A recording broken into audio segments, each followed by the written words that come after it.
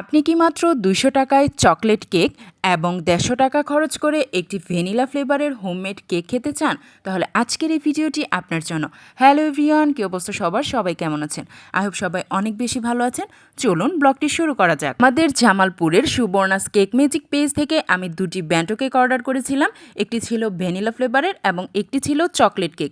চলুন দুটি কেকই টেস্ট করে দেখা যাক এটা স্বাদের দিক থেকে কোনটা এগিয়ে। তো প্রথমেই আমরা চকলেট কেকটা ট্রাই করে দেখব এটার টেস্ট কেমন। তবে এর আগে বলে নিচ্ছি, এই চকলেট ফ্লেভারের ব্যান্টো কেকটির প্রাইস ছিল ২০০ টাকা।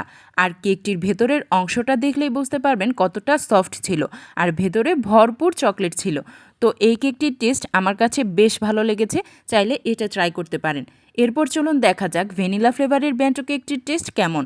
তো এটার টেস্টও বেশ ভালো ছিল। এই কেকটার প্রাইস ছিল মাত্র ১৫০ টাকা।